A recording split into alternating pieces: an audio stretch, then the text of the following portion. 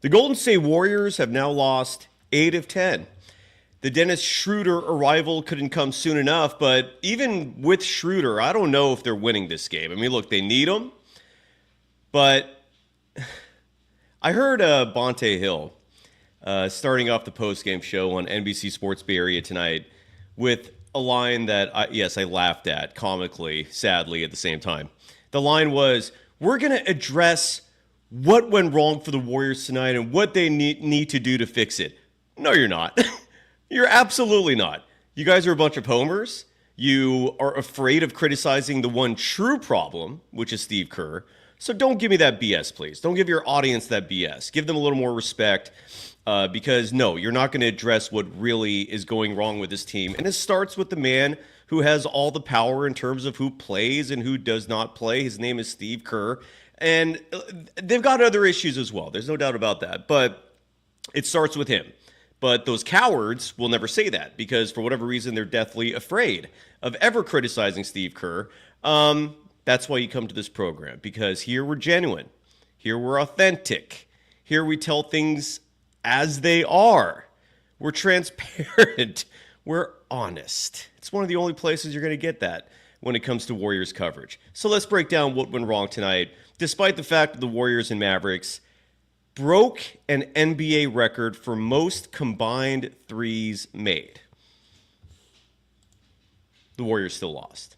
They've got problems. Let's break it all down. Let's commiserate together because misery sure does love company. I'm here for you, folks. Let's be miserable together and break down again. If you're Klay Thompson, it was a great night. If you love the Warriors, it was not. Let's discuss the real reasons why on Golden Days. They always find something to nitpick, and that's because there's expectations for us to win. It was a pretty crazy night. Let's go.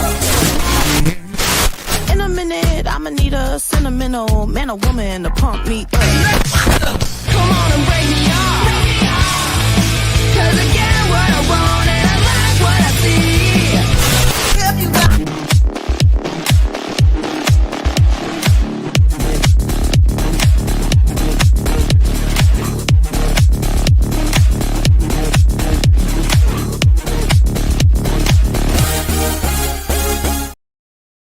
Welcome to the Golden Days. I am your host for the evening, Cyrus Saatsaz. You can follow me on Threads and Instagram at DogWild, over on Twitter at Surf Journalist. The program is on all, or at least most, social media platforms at Golden Days Pod.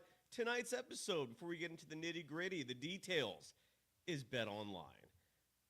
And now I have my coffee. They continue to be the world's most trusted betting platform and your number one source for online betting. From the earliest odds to in-game live betting, BetOnline provides you with all the action and the ability to watch the games as they happen with the largest selection of odds on everything from football, NBA, college basketball, NHL, UFC, and so much more. Head to BetOnline today and don't forget to use the promo code BELIEVE. It's the name of the network, except it's spelled a little uniquely, B-L-E-A-V. If you type in BLEAV, you will get a welcome bonus on your first deposit. Bet Online, the game starts here. The Golden State Warriors fall again for the 8th time in 10 games.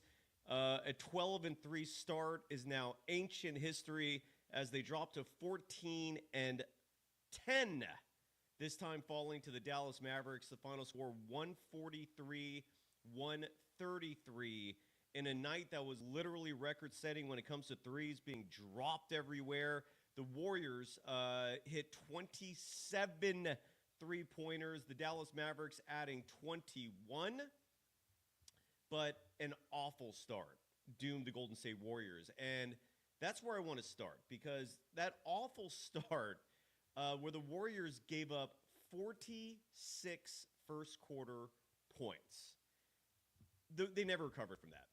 And here's the part where, and this is why I'm going to start the show calling out the coaching lineup or the coaching staff for, again, they have immense power in the sense that they are the gatekeepers for who plays, right? Brandon Podziemski, if Steve Kerr doesn't like him, he never plays. Gary Payton II, if Steve Kerr wasn't holding on to the GP2 of 3 years ago, he doesn't play. But because Steve Kerr is Steve Kerr, and he relies on that awful, metaphorically speaking, gut of his, meaning just he intuitively makes decisions instead of relying on logic and reasoning and just sometimes what seems, at least to me, is obvious common sense. That does not apply to Steve Kerr. Steve Kerr likes to do things his way. He undoubtedly loves the Frank Sinatra song. And a side note, by the way, if you experienced a lot of technical difficulties on the NBC Sports Bay Area broadcast tonight, you are not alone. I did post a little clip on my Threads account, and I think Twitter as well, showcasing a glitch on the broadcast where I think most of us, if not all of us, saw the exact same thing just playing over and over and over. Here, in fact, I'll just play it so that if you're watching the recording of this or listening on the podcast, hearing this may trigger you, and I apologize for that. I'm being facetious saying that, but in all kidding aside, NBC Sports Bay Area, come on, like get your act together. Because this kind of thing should not be happening during a live broadcast. They were having issues throughout the game with their satellite feed. Bob Fitzgerald did address that at one point. But if you heard this and saw this you were not alone, is what I'm trying to say. Just take a listen real fast to this glitch. Because Dallas been the case. Because Dallas been the case. Because Dallas been the case. Because Dallas been the case. Because Dallas been the case. Anyways, that did happen. That is reality. But what also happened was the Dallas Mavericks scored, again, 46 first quarter threes. Those 46 first quarter threes are the most points the Warriors have given up in any quarter all season. And why did the Dallas Mavericks score 46 first quarter three-pointers? Because Draymond Green inexplicably, and if anyone asks Steve Kerr about this in the postgame, I'll play the sound. I promise I will post a link soon for anyone who wants to join the program tonight and have some healthy discussions, discourse. If you just want to vent, you're welcome to do so. But again, 46 first quarter points. How did that happen? Well, Draymond Green does not start the game. Why? I have no clue. Again, if there was a specific reason for that, I'd love to hear it, but something tells me this was part of the strategy. And if you watch Warriors basketball consistently, you've learned a clear thing about Steve Kerr, which is that he follows a script. He has a very difficult time improvising, has a difficult time being spontaneous, has a difficult time immediately reacting to live game settings and scenarios. Think back to 2015 in the NBA Finals when it took the Warriors 3 games down 2-1 before a video coordinator, I believe named Nick Wren, suggested to Steve Kerr, hey, why don't you start Andre Iguodala instead of bringing him off the bench like you've been doing, because he's the only answer for LeBron James. And again, it took 3 games, and then Steve Kerr finally did it. Think back to the play-in game last year where the Warriors got their asses kicked by the Sacramento Kings. And one of Steve Kerr's attributions after that game was, this is the unfortunate thing, and I'm paraphrasing, please don't think he said this verbatim, but you'll get the gist. Steve Kerr said that he didn't like the play-in format because if this had been a series, he would have had time to make adjustments. And I just cringed hearing that because all I heard was an individual who cannot make adjustments on the fly. And why do I bring this up tonight? Because, again, the Warriors started this game with Draymond Green on the bench. The why of that?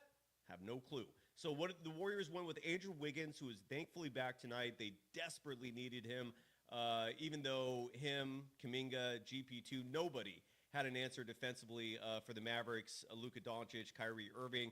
And side note, if GP2 cannot make a difference in a game like this, where they desperately needed him to play that lockdown defense we were once all too familiar with, then why is he still in the NBA? He got the big deal, the big contract, because of his lockdown defense. He's not that guy anymore, folks. I saw him miss an easy layup tonight. I saw more of that ugly three-point shooting. I digress. The point is the Warriors went with a starting 5 of Wiggins, Kuminga, Looney, Buddy Hield, Stephen Curry. I don't hate that if Draymond Green is starting. Now, who should he start for? Well, one of two players, either Kevon Looney or Buddy Hield. Buddy, particularly defensively, was a nightmare tonight. He couldn't do anything. The box score will show a player who, although the box score won't really say much about Buddy Hield, but at least in the first half, in the second quarter more specifically, he was part of the three-point parade for the Golden State Warriors. Again, the Warriors finished tonight making 27 three-pointers and still lost. But regardless, the Draymond Green coming off the bench to start a game experiment needs to end immediately. Why you chose to conduct this experiment against one of the NBA's best teams, completely beyond me. But it's not just that they started with that egregious lineup that, again, was missing Draymond Green and allowed the Dallas Mavericks to score 46 first-quarter points. No. You know what Steve Kerr does? He does the same thing again to start the second half. The exact same five that tanked the Warriors to start this game, that forced the Warriors to come back from a massive deficit to the Dallas Mavericks. The Mavericks, their biggest lead in this game tonight was 19, and that happened early in the game. Warriors come back. The score at the half of this game was drastically closer. The score at the half of this game, just to give you some context here, it was just a three-point game. The Dallas Mavericks led by only 3 to end the half, and that happened because the Warriors, after the horrible start, started putting it together. Stephen Curry was hitting his shots. Andrew Wiggins was hitting his shots. Lindy Waters III, who I thought had a solid game tonight, was hitting his shots. Defensively, they started showing up. Speaking of made shots, Draymond Green was almost single-handedly carrying this team on both sides of the ball. He had 5 three-pointers in this game. Warriors cut the lead to 3 at the end of the first half. What does Steve Kerr do to start the third quarter? This exact same starting lineup that was awful to start this game. And the Mavericks just took the lead right back. The Warriors had to, again, climb out of these deficits, and it was too late by the end. And look, the Warriors went on yet another scoreless streak to close a game. Tonight, it was pretty clear the reasoning why of that. You just had your best players not coming through. And what I mean by that is Stephen Curry was missing some wide open threes. And that's concerning. When your best player is not producing offensively, not hitting the big shots that we're accustomed to him making, that's a concern. But again, the Golden State Warriors did not score another point after the 2:49 mark. That's when Andrew Wiggins made a 22-foot three-point shot, cut the lead to 138-133. This is with 2:49 remaining in the game, and we never saw another point from the Golden State Warriors. What happened in the finish here? You saw Draymond Green have a wide-open Jonathan Kuminga for what would have been a lob and a slam, and the lead cut to 3. Instead, the lob goes over his head. Turnover for Draymond Green. Then you had Stephen Curry missing a 28-foot three-point jumper with 1:25 to go. And then you we'll talk about Podziemski in a moment because he did not have a good game. There's no doubt about that. But no one could make their shots. I mean, just when the shots don't fall, there's not much you could do. But when your two best players are the primary reason why you're enduring these droughts, that's a problem. And Stephen Curry, again, he couldn't make shots late in the game.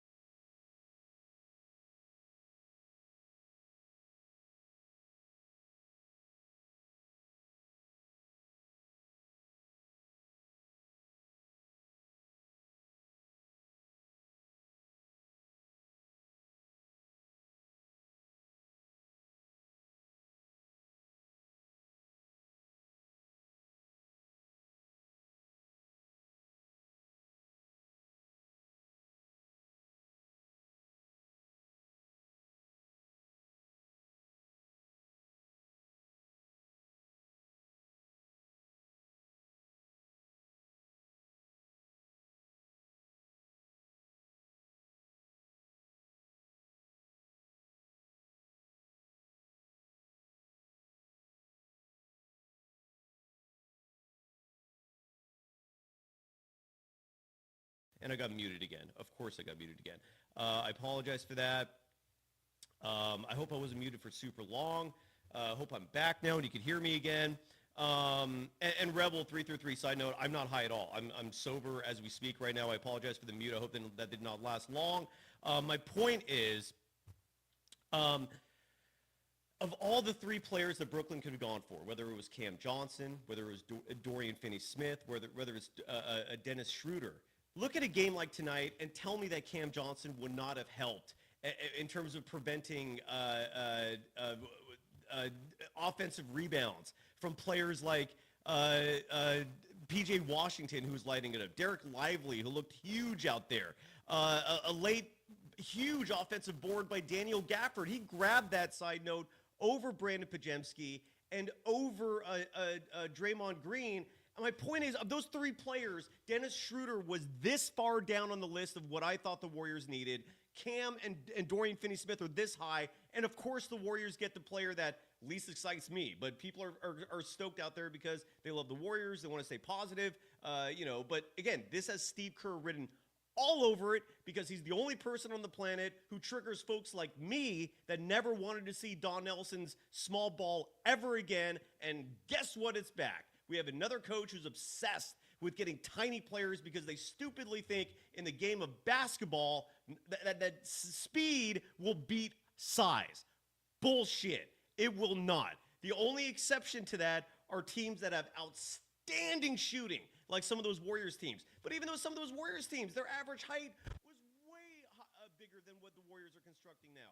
I'm gonna switch my audio input at least for now while I try and fix the situation with the mic because it's very unfortunate. I can barely be heard. So at the moment I'm on my computer mic, and I apologize for that.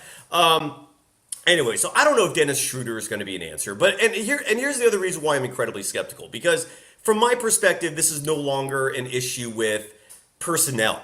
This is strictly a coaching an issue. If you watched the episode with Rick Barry 2 days ago, he laughed, and I'm going to make him promo out of this when I told him, don't be surprised if you see lineups out there with where you have a 4-guard lineup of Steph, of let's say Buddy Hield, of GP2. I'm sorry, Dennis Schroeder's in the mix now. I'm sorry. Steph, Schroder, GP2, Pods. Don't be surprised if you see that, folks. Do not, because there is a coach that this Warriors team has as a head coach who is a borderline psychopath when it comes to what he thinks is important. And he doesn't value height. How the hell can your team ever succeed with a coach that doesn't value height? This man thinks ball handling is more important than height. If you don't see the lunacy in that, we're just on different levels in terms of what we see in the game of basketball. So Dennis Schroder at 6'1", look, best case scenario, you get a replication of DeAnthony Melton. Best case scenario, right? It's a tall task to ask for that, for the simple reason that Melton was far exceeding expectations. Melton also spent the whole summer with the Golden State Warriors. Melton's also 2 inches taller than Dennis Schroder. He's also 5 years younger than him. And again, best case scenario, Dennis Schroder matches DeAnthony Melton. Even if that happens, the Warriors don't have the size, and they don't have a coach who knows who to play. Yes, MVP JB. I hate to use a word like dumb to describe Steve Kerr, but how else do you explain this nonsense? It's nonsense. How do you explain? Could someone please? I'm gonna put the link in the chat in just a minute here. But if someone could please explain to me the logic and rationale of parading in the start of the second half the exact same lineup that gave up 46 first quarter points, that put the Warriors in a dogged hole they could never climb out of. Explain that to me, please. A Gamer F2P writing, how did Kerr not start Draymond? Exactly. And why do you not start the second half with him? They went right back into a hole to start the second half by going with the same lunacy that they started the game with. And again, I'm looking at the play-by-play of how the third quarter started. Oh look, Derek Lively makes a throws down an alley-oop. Oh, I wonder if some size could have helped with that potentially. I know Kevon Looney was out there, but Kevon Looney is a massive liability defensively against bigs. He's had some good games this year, but it has not been consistent. And I'm not ignoring the last 2 years before this in terms of his defense against bigger players. GP2 came in the game, missed a 25-foot three-point jumper during this stretch. Oh my God. I mean, I don't know if it's even worth going through all this. Like Quentin Grimes made a three-pointer because no one can defend Quentin Grimes apparently on the perimeter. Oh my God. But it's lunacy. It's lunacy. And if we want to talk about Brandon Podziemski as well, and again, I'm going to put the link in the chat in just a second. Also, if Instagram Live is part of the show tonight. Side note, I cannot read your comments on Instagram, so if you want to jump in, you got to come on the YouTube side of things. But here's the link. If anyone wants to join me, if anyone wants to sit here and defend Kerr's madness, help yourself. Link is in the chat. If you want to come on the show and just vent, the invite is open. But I just do not understand. And again, you're going to hear a bunch of Warriors homers on most of these other channels, whether it's TV, whether it's another YouTube show. You're going to hear all these homers and all these ignoramuses sit here and pretend that Steve Kerr's not the problem when you look at top to bottom, all the Warriors issues as they have lost 8 of 10, as they've gone from 12-3 to 14-10. There is no bigger problem than the head coach who failed miserably as a general manager with the Phoenix Suns and who, yet again, the more he's gotten involved as a GM, this all started after the 2019-20 season when Steve Kerr was suddenly involved in the James Wiseman pick. Side note, if you're unfamiliar with that, he was just as involved in making that selection. He was also just as involved in letting the Warriors brass know he doesn't want Anthony Edwards. This guy has started interjecting himself with personnel, and everything has started going downhill from that moment. It's absurd. It is lunacy. Real fast, Nikos, before I go to you, I want to bring up one more thing. And then Nikos, when you come on, I'm going to try to fix my mic issue because I apologize for the brief spell. I was muted there. But I got to talk about Brandon Podziemski real fast because there's a lot of people out there who, I really hope you're right, but I do think you're being delusional in thinking that the Dennis Schroder trade is going to magically dissipate Brandon Podziemski's minutes. I highly doubt that. But there were. I hope you're right. If you believe that, I hope you're right. I don't believe it though. I think Podziemski's still going to be playing out there, and that the Dennis Schroder minutes, all they're going to do is just a chip away at minutes, maybe for Buddy, maybe for Kuminga, maybe for Trace Jackson Davis. I highly doubt you're going to see Steve Kerr just sit back and pull back Brandon Podziemski because he's a ball handler, and that is delusionally, psychotically what Steve Kerr values more than anything else. In the game of basketball, if any of you have ever played, I don't know how you could possibly sit here and tell me height's not a big deal. It's a massive big deal. It is almost everything in the game of basketball unless you're Steve Kerr, unless you're Don Nelson, which just so happens to be two of the more recent Golden State Warriors head coaches. So if you ask yourself, why is this guy ranting and going crazy? It's because I'm tired of this. I want a head coach that remembers size is important. It worked out great when Bob Myers was in control of things. Don't forget he left because he was tired of Steve Kerr meddling with these personnel decisions, and you continue to see the ramifications of that. It's absurd. And Brandon Podziemski tonight, there were a couple moments here where, especially late in the game, there was a horrible sequence. And I don't normally like to cherry pick individual possessions to critique a player, but this was, when it's this late in the game, and Podziemski, I'll read his stat line to you real fast, just to get an idea as to what he did for the evening. Played 15 minutes, 50 seconds in this game. In my humble opinion, 15 minutes too much. 1 of 5 from the field, so he shoots 20%. He did make that 1-3, which was big. That's the only points he scored in this game, though, in those 15 minutes. He had 1 rebound, 2 assists, and 3 points. Justify that. And do not be surprised when Dennis Schroder is added to this team that you still see Podziemski play minutes like that, and pivotal minutes at that. But the sequence that was horrible, that I cannot let slide tonight, was Brandon Podziemski stopping his dribble while trapped in the corner. One of the cardinal sins of a point guard is to hold your dribble in inopportune times, because the moment you do that, you're frozen, you're stuck. And even with a lousy defender like Luka Doncic on you, when you stop your dribble, he could just hound you and make your life miserable. And that's exactly what happened. You know what it resulted in? It resulted in an unofficial turnover, because it's not going to show up as a turnover, but because Pods got trapped in that corner and he stopped his dribble, and this is at a pivotal moment late in the game, he forces up his shot because he had no one helping him, which is another huge problem. The fact that no one else came to help him at that point, that was a separate disconcerting thing. But he forces this shot, and then next possession, with the Warriors playing a pivotal possession defensively, it wasn't just right after that, but it was somewhere in that same time frame. You had a missed field goal opportunity, offensive rebound. Podziemski's strength above all else is supposed to be rebounding. He has Draymond there to help him. And Daniel Gafford, the Dallas Mavericks backup center, because they're now starting Derek Lively the second. But Daniel Gafford, who the Mavericks still found 17 minutes for, grabbed the rebound over both those guys, kicks it out to Klay Thompson, who hits a three that just ended this game. It was over after that point. Begs the question why Podziemski was even in the game at that moment.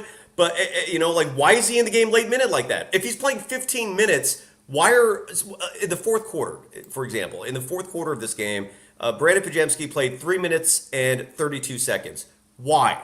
If he was only good for 12 minutes in the entire game up to that point, why is he playing fourth quarter minutes? And so Brandon Podziemski, in those 3 minutes, 32 seconds of the fourth quarter, 0 of 3 from the field. Again, you're not going to see a turnover in the box sheet, in the box score, even though what happened there is akin to a turnover. And the Warriors lose. And who's giving them those minutes? Steve Kerr. Nikos, welcome to the program. How the hell are you doing tonight? Hey, man, I'm doing good. Can you hear me good? Is my connection I can hear you loud and clear. I just want to give you space, so floor is yours. Cool.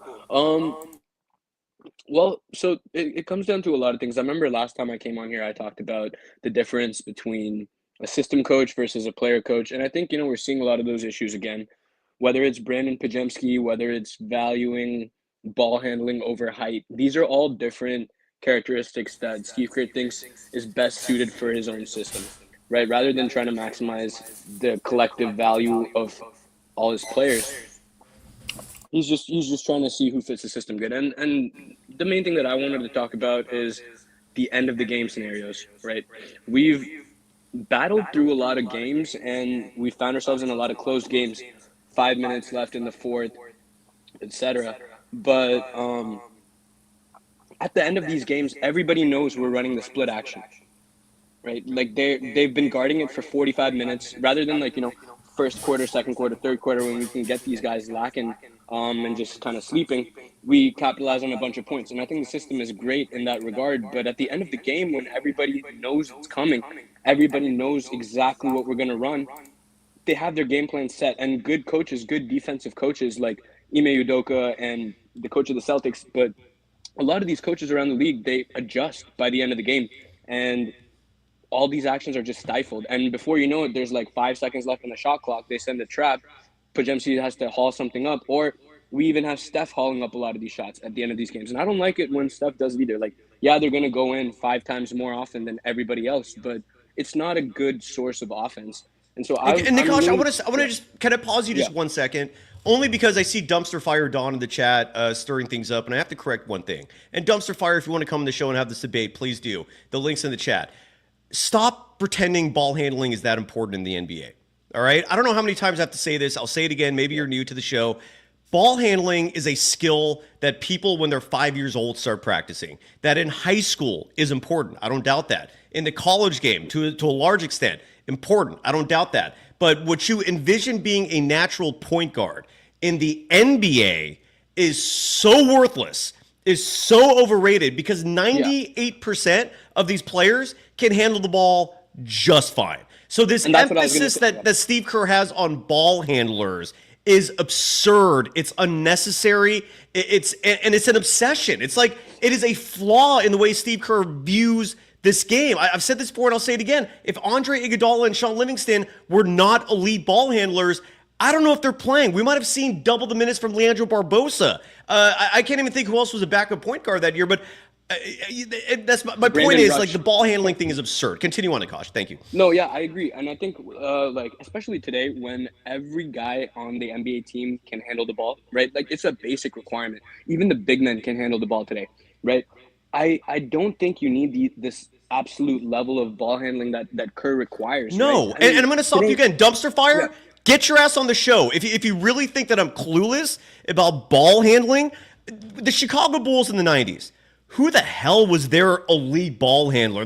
Their traditional point guard that they needed. It's not necessary. Yeah. Okay, I'm sorry. Like, these guys are getting paid millions of dollars. You are clueless. You are a moron if you actually think that if Stephen Curry's trapped in the corner, that Kuminga can't handle catching a pass and dribbling. Are you out of your mind? Lindy Waters can dribble the ball and get out of a trap. Draymond Green is out there as a ball handler as well.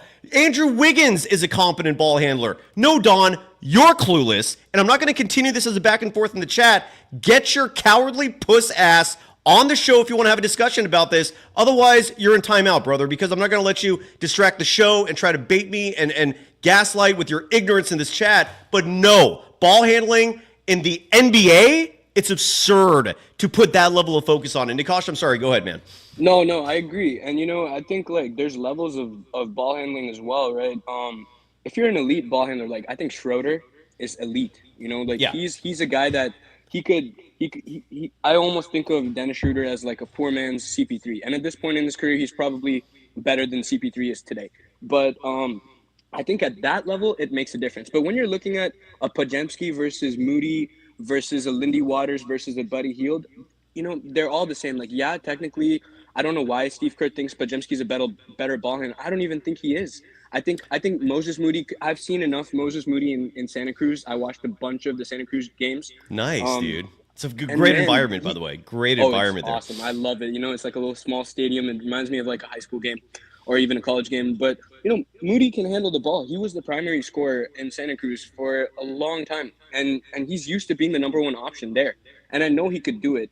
I don't know what Kerr is looking for in that instance. Well, like you said, here's the thing. Podziemski, you can see it. I don't know if there's a way to, like, empirically define what separates Podziemski's ball handling from, say, like Andrew Wiggins, right? But the eye test can substantiate. Podziemski's he's a fine ball handler, but I wouldn't call him elite. Would you call him an elite ball handler, like a Dennis Schroder or CP3 level?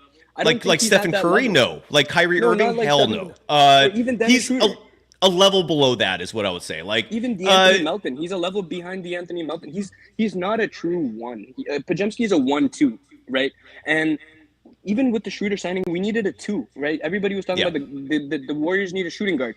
That doesn't solve anything yet, right? I think what we need to do is we need to consolidate our forwards and wings. We have too many of these guys: Kyle Anderson, Wiggins, Kuminga, even Moody is basically playing the 3-4. We need to consolidate some of those, get ourselves a starting 2, and get rid of some of this depth for Kerr. I mean, you were even talking about this before with the height. Lacob drafted Wiseman for that reason. He was like, please, Kerr. He was like, when you're poking someone, right? He's like, dude. like poking the bear, you mean? Yeah, not poking the bear. Is like that meme where you poke something, he's like, do something.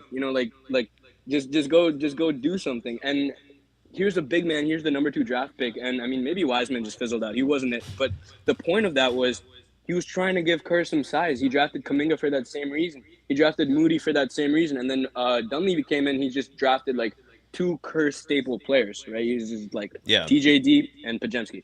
And so I don't know. I don't know where we go from here. I mean, well, it's where we go from here is, again, the Dennis Schroder part of it will help because at least, because look, if this is a Steve Kerr endorsed trade. What I mean by that is, if the Warriors, let's say, try to force something on him, we might. Who knows? Maybe maybe Steve Kerr begins, one of his typical proxy war type deals. He's like, to me, the perfect word that defines Steve Kerr is obtuse. The man's obtuse, and if you watch the movie Shawshank Redemption, you'll know you'll be very familiar with that word. It was a classic moment in the scene, and that word applies to Steve Kerr. He's incredibly stubborn in terms of what he believes in, and he insists that his way is the right way, even though routinely we're watching games where it's not working. Where for the last 5 years, they're a 500 team that with a fluky, borderline lucky world championship that, again, was almost entirely because of Stephen Curry. But don't forget that lineup that we saw in the closing minutes of the 2022 championship.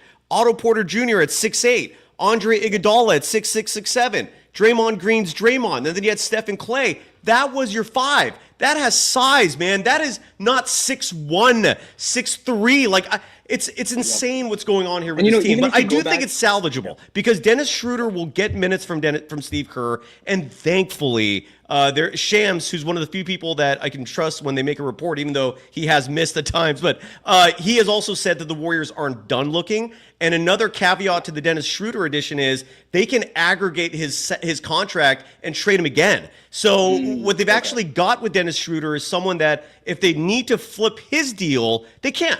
And that's huge. I think that's huge as well. I think Dunleavy, we got to shout out Dunleavy for that. He's been awesome. I think he's been awesome. Yeah. Although I'm a results-driven individual, so I need to actually see it on paper. Like part of the GM's job is standing up to your coach too. Is letting your coach know, no, this isn't right. This is lunacy. This is absolutely that's the issue moronic. With the Niners as well. I think that's the issue with the 49ers as well. Oh, yeah, Yeah, I wanted to talk about one more thing. Like, in 20, you mentioned the 22 lineup, right? The closing lineup with Otto Porter and everyone. That was a tall team, and everybody forgets that even though we were playing small ball when we won back in 2015, 2016, those lineups were Steph Curry and 4 tall dudes, right? That's absolutely what it was. Right, we surrounded Steph with 4 tall dudes, and Harrison Barnes was what, 6'7", 6'8"? 6'7", 6'8". We had Livingston 6'9", Iguodala 6'7", Thompson 6'7".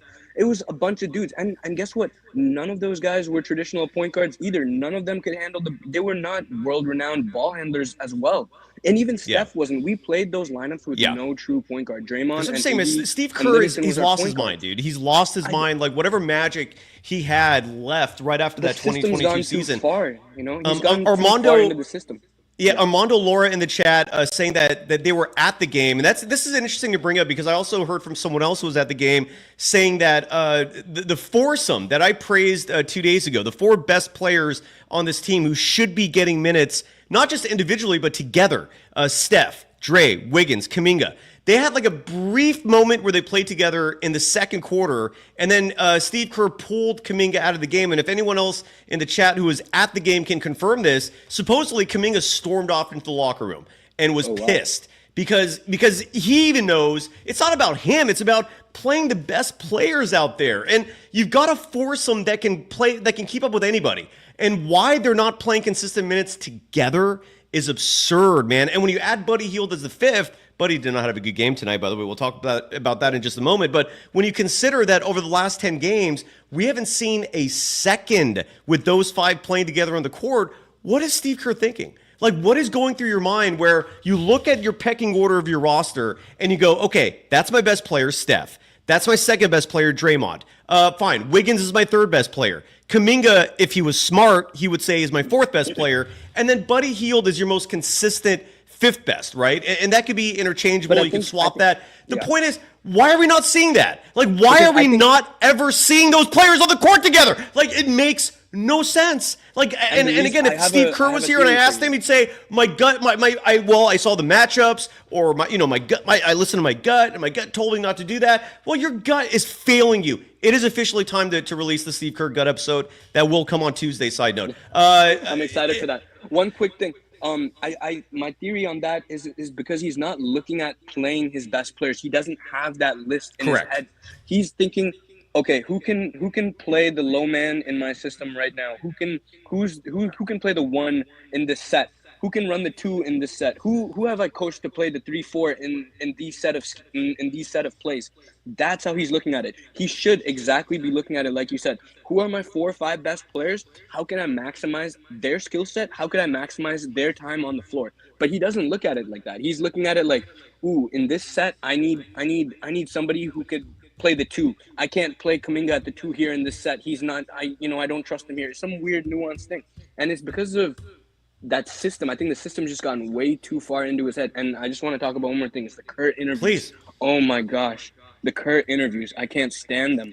I mean, like, the whole Kerr gut thing, dude, it just makes me so mad. It's like, dude, how stupid do you think we are? Like the way he talks and the way he talks about the way he's coached the team and the way the team played, it's like as if the fan is stupid. Like He's you know, obtuse. That's why I call him so obtuse. obtuse, exactly. He goes, And I'm like, dude, like just recognize that we're seeing the same like reality as you. Like we're Yes. seeing the same game. Yes. You know? And when we say things, it's not like we haven't seen this. It's something that's right in front of our eyes. And if so many people are seeing it and questioning you about it, you're just like, nope, you guys don't know anything. I'm the coach. I'm Four like, championships, man. 4 championships, bro. Four championships. I got 4 rings. That's why I didn't even like Dude, when Klay did that.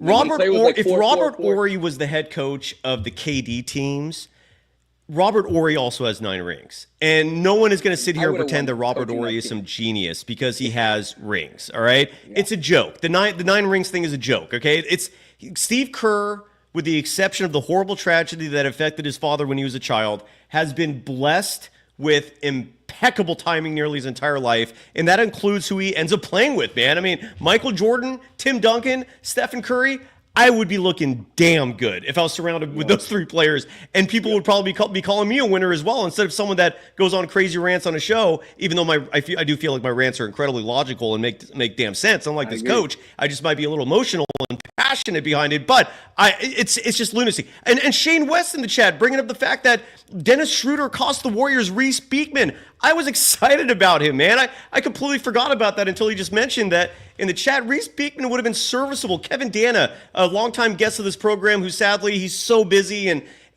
look, I just don't want to get him mired in the politics of this show, because with the real talk, an employee of the Warriors is suddenly put in the middle of that, and I feel uncomfortable sometimes. With that said, Kevin Dana told me that Reese Beekman would have been ready to go for the Warriors. 3-point shooting is the only part of his game that is not fully developed yet. He also said Quinn Post should be ready to go. Like, why are we not seeing Quinn Post minutes yet? Dana gave the endorsement. He said the only issue with Quinn Post still is that he has no NBA experience. Call that dude up. Let's see what the hell we've got here. But no, you got Steve Kerr, who thinks that, hobbits are the way to go. It's absurd, man. Any final thoughts, brother, before I let you go? And I see the paid chats as well. We'll get to those. But real fast, Nikos, any final thoughts as we wrap it up? Man, thank you. Thank you, man. I didn't even watch the game today. Why?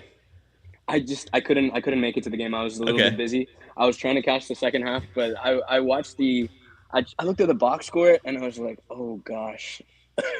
Like we were fine offensively, but it just says that there was no defense, and yeah, this guy makes a good comment. Richard, Quinn's Post, biggest problem is his defense. He's really poor defensively, and so that's another thing with Kerr. But again, and I asked Kevin Dana about that, and he said that.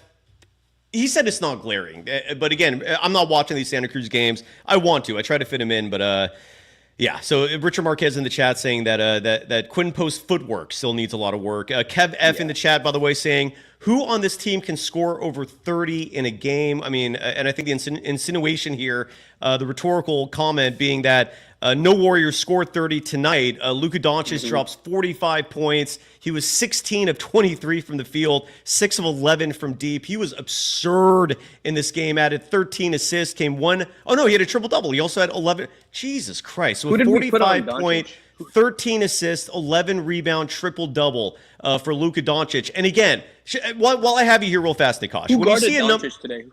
Say again? Who guarded Doncic? Who did Kerr put on Doncic? Well, I was gonna answer. That's what I was gonna talk about, because in the chat, Maximus Maximo, I've not ignored you. Don't worry about that. I've seen you write this a few times, saying, does Kuminga play defense? Yes, obviously. And do not rely just on stats like blocks and steals to determine that. I actually thought Kuminga in the first half was doing a great job facilitating.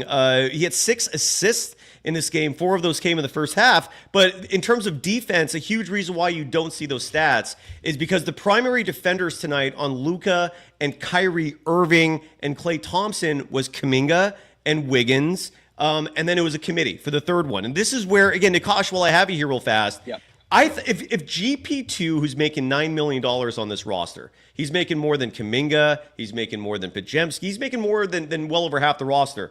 If he cannot play defense on Kyrie or Luka or even Klay Thompson, why is he in the NBA? Well, how do you answer that? I think the GP2 thing was a honeymoon phase. Yes. Like he was insanely good for that 1-2 year stretch. And then I think after his injury in Portland, when we got him back, I think ever since then he's kind of lost a step. And, he's still an incredibly smart player, but at some point there's only so much that 6'2", 195 can, or 6'2", 205 can give you, against some of these bigger dudes. I mean, you're talking about, except for Kyrie, who I'm sure GP2 could stay ahead of, Luka is 6'7", Klay is 6'7". Even if he jumps up with a contest, there's only so much that can do. I'm a pretty short guy. I've played a lot of pickup in my life. Same. I know sometimes there's no way I'm affecting this guy's shot. My only chance is to get it before the ball goes up, right? And so it's very limiting as a defender what I could do. Of course, I can move my feet faster than him, but once he goes up for a shot, there's only so much I could do. Yeah. So I think a lot of it is that, and of course, offensively, there's GP2 is very limited, and I love. But he's way worse. He's regressed he offensively. Like the 3-point shot has gone away completely. Gone. Just gone. But he can't even make layups. There was a sequence in this game tonight where he had an opportunity for a reverse. It was a very simple layup, at least by his standards, and it just clanked under the rim. He couldn't finish. It was ugly. If you see the GP2 highlights in the past, when he would lay the ball up from inside the paint, he would get an insane amount of elevation. He would jump all the way up. His head would almost be at the rim, and then he just kind of taps it into the basket. Yeah. Now, I feel like, especially after he got injured in that Memphis playoff series, he's not jumping as high on these layups. He's trying to kiss it off the glass. Yeah. And so that makes it more inconsistent, And I think in general, he's just afraid to go up as strong as he did before. And, it makes sense. He's an older guy. He's got to look after and the himself. Injuries, right? And he's suffered some very serious injuries that it's not. I'm not talking about the broken wrist or hand, whatever it was that Dylan Brooks caused on him in that Grizzlies series 3 years ago. But it's the abdomen. Anything involving the adductor, the abdomen, the groin, all that stuff, man. And he was getting surgeries. He came back early. Yep. I think that is what wore on him, man. And he's 32 now. He's not he's not that young, So yeah, but it's just if a player cannot deliver in the NBA anymore, do not play him because you're sentimental about him. Steve Kerr has this fealty to his players that he won chips with. That was 3 years ago, dude. Move on. Focus on the present. GP2 should not be playing at all. And I know that's the most frustrating thing as a fan, right? Is seeing those decisions and you're like, dude, this is the team that I root for every day. I know. It's just, that's why I care so much. Treating it like a joke and just doing your own and doing your own thing just for sentiment or for other reasons. And yeah, that's Agreed. I would say the most frustrating part. Agreed, man. Nikos, you were fantastic tonight. I appreciate your contributions. I'm going to play some sound after the game, of course, starting with Steve Kerr because he's the head coach. He talks to the media more than anybody. And he was asked what the issue was with the Warriors tonight. I'm going to bring Manny on next. Nikos, have a great night, brother. Thank you, man. Cyrus. You too. Have a great night. Thank you, brother. Take care, dude. And let's hear from Steve Kerr, and then Manny, you're up next. This was Steve Kerr, again, talking to the media. The source of this audio, forgive me, is 95.7 The Game, which, again, you're the flagship station of the Warriors. You had Steve Kerr on your network last Friday, I believe. Side note, that hard-hitting interview, the most they got out of that was, yeah, Wiggins is not going to play tonight. Great job, folks, with the hard-hitting questions of Steve Kerr. This media scene is a joke, man. It's if you folks are actually interested in hearing about me, in terms of my background, why I sometimes get as aggravated as I do. I've been in this for 25 years. I have stories, and I'm going to share some of those maybe at the end of an episode because I know most people come here for the Warriors, but and the whole reason I think of that is because 95.7 The Game, the flagship station of the Warriors, you'd think they'd be providing decent sound when the head coach of the Warriors is at the podium, but nonetheless, we'll take what we can get. Here is Steve Kerr, head coach of the Warriors, following tonight's frustrating loss to the Dallas Mavericks. Might have been the worst defensive game of the year. What was the issue? The issue was Luka Doncic. That was the issue. I think they made their first 9 shots. I think he made three of them and had 3 more assists. And so he was incredible. And give him credit, give Dallas credit. They've got a hell of a team. Made the finals last year. They spread you out. They're as difficult to guard as anybody. And we tried a lot of different things, but really proud of our guys. They continue to fight night in and night out. We've lost 8 out of 10, and there's 0 quit. There's some disappointment, but there's 0 quit. and we're gonna climb out of this because of the character and the competitiveness of our guys. Oh, right. Because competitiveness is just going to magically fix things. No, the problem is you don't adjust. Like, what a weak answer that was. The problem is the other team's best player was just playing really good, and there's nothing we could do. Like, what kind of answer is that? Like, well, like really? Like, you're going to use Luka Doncic as an excuse for your team losing. Yeah, he played fantastic. What did you do to adjust to that? How did you do anything instead of just sitting there and doing the same thing over and over again, expecting a different result? That's absurd in so many regards. I'm going to get to Manny and then Derek Simmons Jr. coming to us from Vegas real fast. Omar Davila Jr. in the chat saying, why did I leave my previous show? 2 reasons. Primarily, one is money. I'm actually trying to make some real money doing this. It's a work in progress, but with Locked On, the way the business structure is set up for hosts, very limiting, very constricting. I kind of saw a ceiling there, which was not justifiable. And secondly, I could not bring folks like Manny, like you, on the show if you want to come on. They restricted that. It was very frustrating, but primarily money was the issue. Manny, let's get you on the show. How are you doing? Welcome to the program again. Good to see you for the encore. How are you, man? I'm good, man. It's getting kind of late over here, and I work tomorrow, but I wanted to take advantage of the opportunity to get on since it was an earlier game tonight. Are you, and correct me if I'm wrong, please, are you in the Philippines? Is that correct? No, Florida, Orlando. My bad. I apologize. Okay. I got you. It is very late there. Why are you in Orlando, like, as a Warriors fan? So let's just say I retired from the military here. Oh, that's right. Okay. Yep. I remember now. You've been on before, right? Yes, sir. I'm not making this up. Okay, good. I was like, okay. So I confused with someone else for a moment there. I totally remember now. Okay, good to see you again, Manny. Floor is yours, dude. I'm gonna shut up for a few minutes here. Listen, I was just waiting here, listening to Steve Kerr's interview, or if you call it an interview, man. At this point, he's just a guy's guy. He's just a interviewer's person. He's just trying to say whatever comes up to his head, because there is no accuracy in what he says to his actions.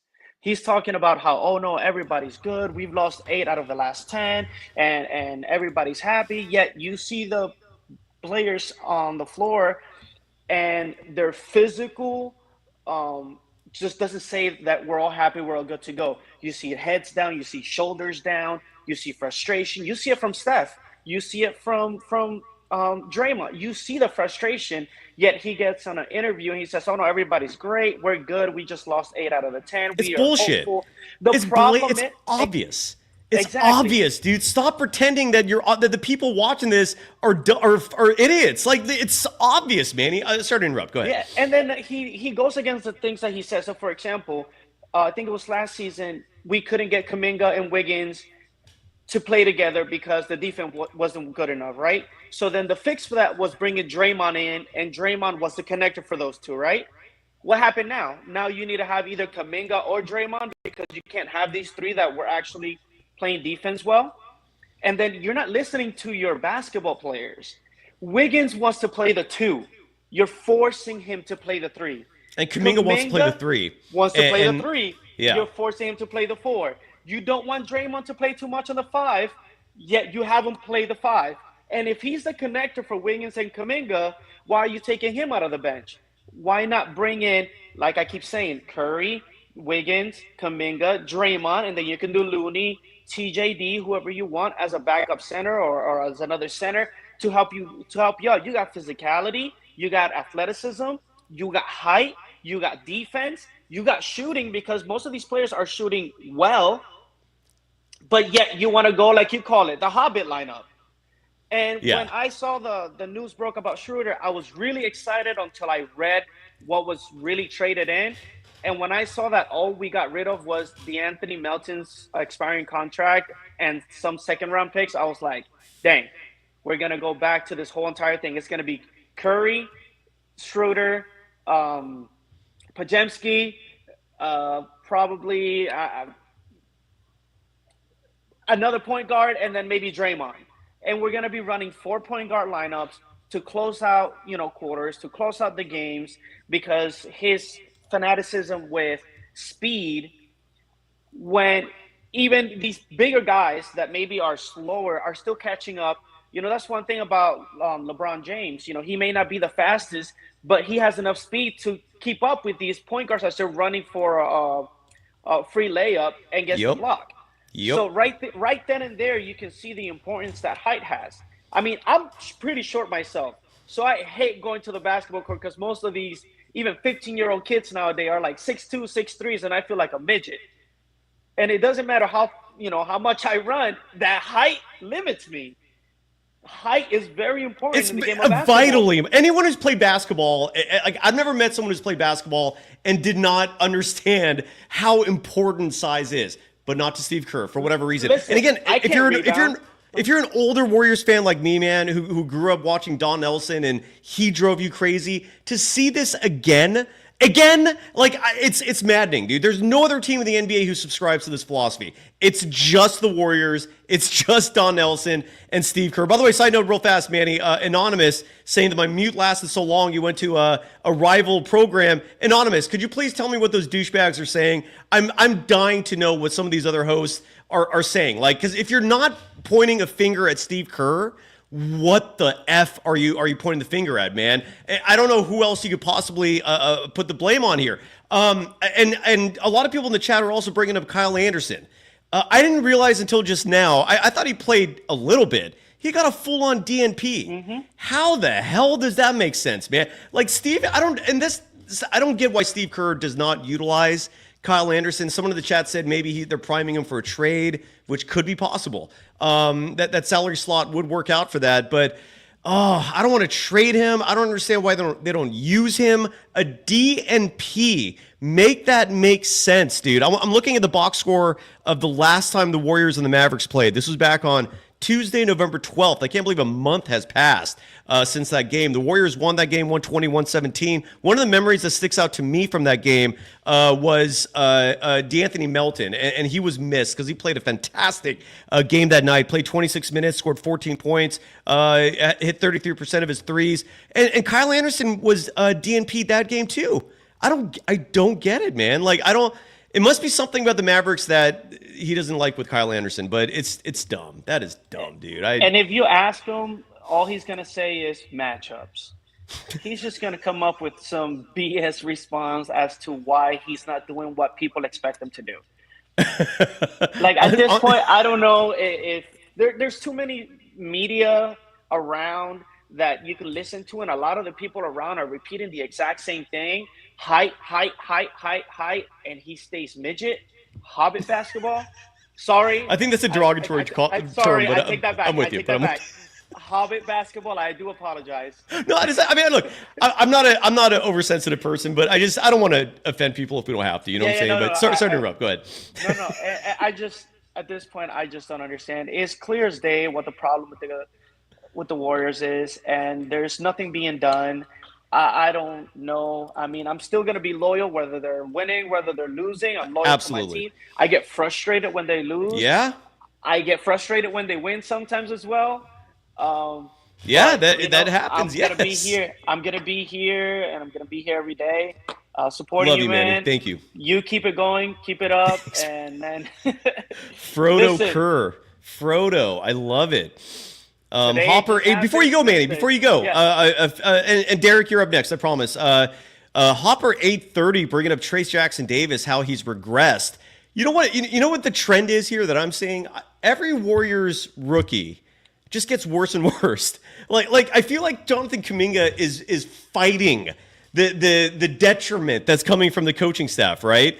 Moses Moody, thank goodness he got that extension. So at least like when we watch him get DNPs, or I know he's injured right now, but like at least he's set, right? Like the screw job from the coaching staff is not going to affect him in his pocketbook. But dude, I mean, Trace Jackson Davis year 2 regressing, and I think the playing time has a lot to do with that. Brandon Podziemski year 2 drastically regressing. Jonathan Kuminga in year 4. Any other team, we'd be seeing 25, 30 points a night from him, a burgeoning superstar. With this team, Kerr, right? Like one night we'll see 20, one night we'll see 30, one night we'll see 10. You never know. The lack of consistency does nothing to help develop young players. Jordan Poole, year 3, helped the Warriors win a championship. Year 4, he got punched by Draymond. Steve Kerr does nothing to help the situation, and Jordan Poole is gone. We all know James Wiseman, massive bust. The point is, this is a clear coaching problem, and it just sucks that I'm the only one saying it. And I guess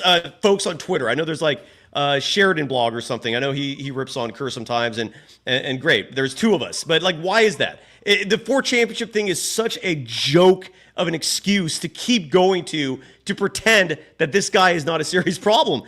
I'm sorry, Manny. I'm going on a rant again. Any final thoughts? Brother, you're good, and I agree with you. It's the diminishing of minutes of playing time that these young kids are every game. It's just less minutes. TJD, less minutes.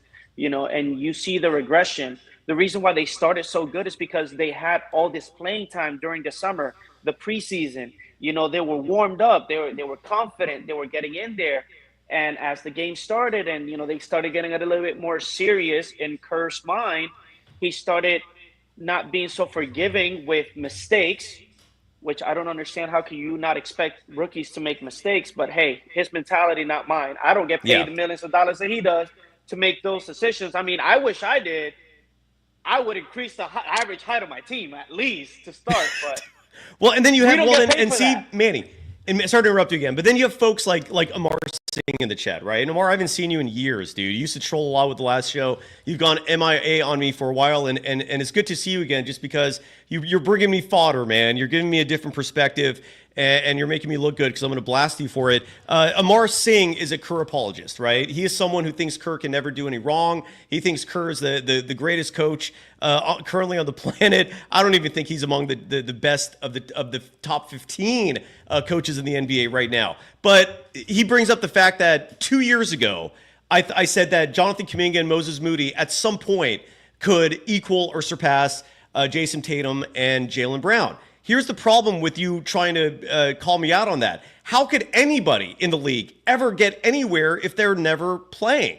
And as I'm making a point time and time and again, Steve Kerr has done nothing but stifle the development of every player who's played for him, who was a rookie or was a very young player. We saw firsthand Jason Tatum. I was so grateful when this became a global storyline, because I finally I didn't sound as crazy as I do sometimes to folks like Amar Singh and these Kerr apologists who think Steve Kerr is the greatest thing ever. No. He is grossly overrated. He gets handed these incredibly deep teams, and when he doesn't have a deep team, you see constant mistakes like this, and a team that grossly and consistently underachieves. Amar, the link is in the chat, by the way. Get your ass on the show if you're not a total puss and cowardly to come on. And look at Amar Singh. Jordan Poole and Looney both developed under Kerr into championship players.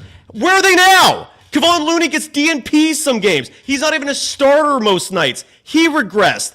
Jordan Poole, he puts up empty points for a Wizards team. Are you out of your mind? They had to trade him, and the only thing they could trade him for was Chris Paul at 38. Are you out of your mind, you moron? Amar Singh, come on the program, please, instead of being a little keyboard warrior coward sitting wherever you are, I'm guessing your mom's basement, instead of constantly developing this joke of a head coach. No, he did not develop Jordan Poole. If Jordan Poole was developed, he would still be with the Warriors and not shipped away for an expiring deal, and the team has no interest in ever bringing that player back, man. It's insane.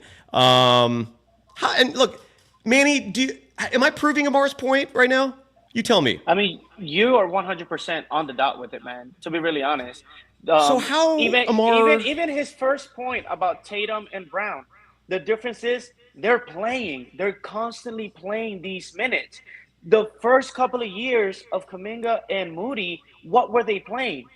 Part of the development is the training, the experience, giving these people experience. How do you give them the experience? Letting them mess up. That's how you grow. As a kid, how do you learn to ride a bike? By riding it. Yes, you're going to fall. You're going to get your knees scraped. And what's your parent going to do? Is he going to just take you off the bike and tell you you're not going to, ride the bike again? No.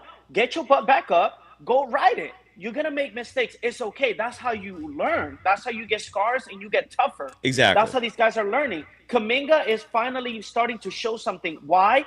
It wasn't because of Kerr. It was because finally Curry and Draymond Green have publicly accepted that they're trying to move the ball towards him, and you can see them in their playing whenever they're playing that they're passing, they're looking for Kuminga more. So it's not because Kerr's making these decisions; it's because the captains of the team are actually making the decisions. Exactly. Kerr has just been lucky. I'm gonna be really honest, and I'll end with this. Kerr's just lucky that he had Steph Curry with a wide enough back to piggyback ride him through these 4 championships. Because as a coach, he hasn't shown anything. He just had really good talent for these last couple of years. Now that he doesn't have the same amount of talent, or the other teams have the same amount of talent, that now you're matching intellectual coaching versus coaching, that's where the Warriors have not been as successful as they have, because the coach, their head, is not as successful or as intellectual as these other coaches. He can't shoot from the hip. He has to come with a plan. Problem is, with the plan, you become predictable. And when you become predictable, it's easy to battle against. Absolutely. And again, Amar Singh, and again, I'm picking on Amar Singh because he represents a lot of people out there who still defend Kerr because of what happened years ago. Brings up Jordan Poole's performance in the NBA Finals when he was averaging, 10 minutes a game. That was 3 years ago. Focus on the now, all right? Focus on the now. Ty Jerome, for example, he brings up, who might be a Sixth Man of the Year contender this year. I highly doubt that's happening. But even still, where was he last year? Now you bring him up? He didn't play at all last year. And what did he do for the Warriors? Stay on topic, man. You're just a buffoon. Ty Jerome is the Sixth Man of the Year now because of his head coach. And what's the common the denominator? The coach changed. Now he changed. Yeah. Yeah. I'll leave you with that, man. I know you probably got other people and other things to get to. Thank you. Have a great night, Manny. Thank you. And Amar, again, this will be the last chat I'll show, because again, I post the link for you to come on and have a healthy discourse, to interpersonally communicate, so you can actually articulate what you think are smart points, which are not. Amar is writing, what do you think of Ty Jerome now? I still wouldn't want him anywhere near my team. The Cleveland Cavaliers, anyone can look good in the Eastern Conference. I am not coming to any conclusions about Ty Jerome because of 2 months of Eastern Conference play. I still wouldn't want him anywhere near my roster if I'm trying to compete for a championship, because that guy's not bringing defense, and 2 months does not define consistency to me. Never mind the fact that Ty Jerome's playing on a team that has a front court of Evan Mobley and oh my God, I'm drawing a blank on the other guy, but you all know who I'm talking about. Jared Allen, 2 elite bigs. The Warriors had nothing like that. I mean, that Cavaliers team is so stacked that here's what I'll say about Ty Jerome, and we'll move on from this. The Cavaliers, if they didn't have Ty Jerome, would be just as good. Okay, like, don't pretend that Ty Jerome is suddenly like some worthy NBA player. And on that note, again, Amar, you're out of here. Not for good, but for tonight. And if you want to come on the show, the link's in the chat. Derek, I haven't seen you in a while, friend. Good to see you now. You got the purple lights going. How are you doing? Floor is yours. I'm doing fantastic, Cyrus. Coming to you live from my parents' basement, or my mama's basement, like how you like to put it. And I'm just joking. We were at the in-season tournament last night. Great game until the fourth quarter. Funny stat, though. Since the ref decided to cheat the Warriors of that last play in the quarterfinals because he thought that was a wise business decision in his mind, I think that he placed a bet that nobody knows in one of those apps. In my opinion, there were a lot of empty feet, Cyrus, at the game yesterday. I read the reports, man. Steph Curry, but we ended up getting the Houston Rockets that nobody really knows of. and even OKC, who's arguably the best team in the Western Conference right now. I mean, they're not a national draw, dude. I mean, it is a weird time to be in the NBA right now and follow the NBA, because ratings are down. Supposedly, I don't know. I mean, that's what the stories are saying. The ratings are down, interest is down. It doesn't help, though. You're right that the Thunder and the Rockets are one of your 2 semifinal matchups. I don't think it helped that the Atlanta Hawks were the other team either. Right. But go on, man. Sorry. So did you have fun at least at the game? It was a great time, and then I was right behind the ESPN panel and the NBA on TNT panel. So, like, Shaq walked right by me and my wife, so that was the cool experience. He's extremely tall, like in person. I have no idea how anybody is going to score a layup on him, like back in his prime. I mean, he's a tower. And just to add to that, so every time I've gone to a Warriors game, I guess I've been to I've never seen them at any other arena. So every time I've covered a Warriors game at Chase or or Roracle, and TNT was in the building, those guys carry a strong level of gravitas, man. Meaning like there's an aura around them, if that makes sense. I know that's not logically sound, but if you understand what I'm trying to say, there's something like they carry a vibe around them, and they walk around everywhere together, right? Like behind the scenes. Like, so Chuck is huge. Shaq, just like you said, is as big as you can imagine, and they've got their own like specialness that they walk around with, dude. It's a pleasure. Like, even other media, when they see them, they're like, whoa, man, like Chuck's in the house, Shaq's in the house. Like, it's awesome, dude. Yeah. It was crazy. I mean, watching them since I was a little kid, I was not expecting that going to the game, and I just turned to my left, and then boom, there they are, just right there in the public. I do want to talk about this game, and so I know everybody's panicking over tonight, but take a deep breath. Let's realize this. It was a legendary performance tonight from the Mavericks. It was. And if it takes a world record-breaking, legendary performance, I mean, Kyrie had to go Super Saiyan. Luka had to go Super Saiyan 3. I mean, it took them Klay, everything. too. Klay was on fire tonight, too, man. Klay had his best game of the year. Yeah. And the reason for this was because how legendary Steph ended the game on national television during the in-season tournament. I think it was on NBA on TNT. So they came tonight with a vengeance. I mean, Steph embarrassed the hell out of them with that night-night celebration. You actually saw the Mavericks players going to the bench, hitting the night-night on their own. So you could tell they had this mark on their calendar. Yeah. Luka, 45-point triple-double. Klay, best game of his year. And it was the most threes in NBA history when you combine them between the two teams. So, yeah, we can get on let's repeat that, Derek. They set a record tonight, the Warriors and the Mavericks, most combined threes ever. Mm-hmm. And it's insane. And then the part where I guess this is what makes it frustrating.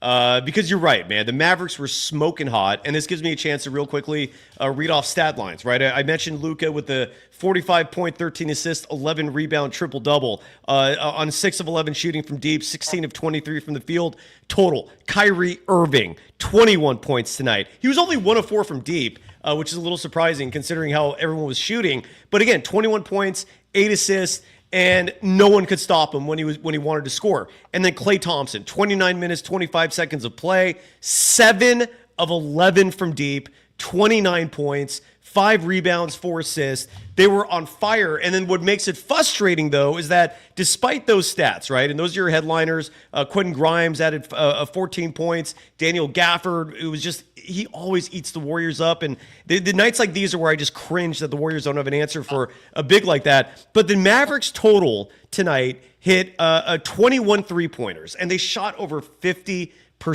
from three, which is, again, just that's outrageous. But then the Warriors make 27 three-pointers. The Warriors were 27 of 54 from deep. Steph, 7 threes. Wiggins, 5 threes. Draymond, 5 threes. Lindy Waters, I thought, had a great game tonight.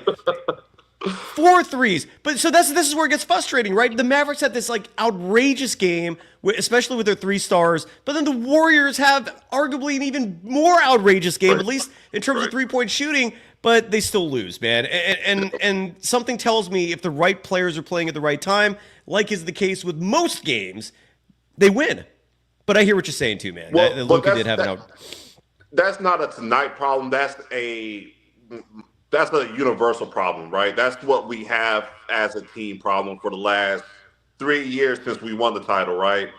So we went over the lineups. The best lineup, I think, in everybody's opinion, will be Steph at the 1, Wiggins at the 2, Kuminga at the 3, Draymond at the 4, and then you trade in Looney or Trace Jackson. Now, this is my issue with Trace. He has been fucking up Okay, he's been fucking up on some easy plays, missing dunks and all that. But Steve Kerr has to have, especially early in the season, you can't strip his confidence away because he's just going to keep on messing up those easy plays even more because now you're getting in his head.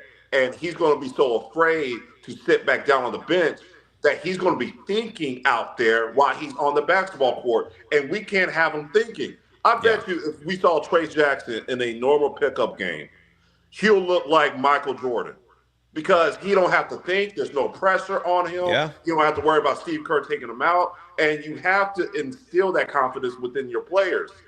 So that's my issue with Trace Jackson Davis. Now, we got Dennis Schroder coming in. What are your thoughts on that? I'd love to hear that. I'd love to hear it. We're still worried because Brandon Podziemski is still here. We still have all of the small ball aspects that's killing us, like the GP2 minutes, still threatening us and still having a cloud over our heads, right?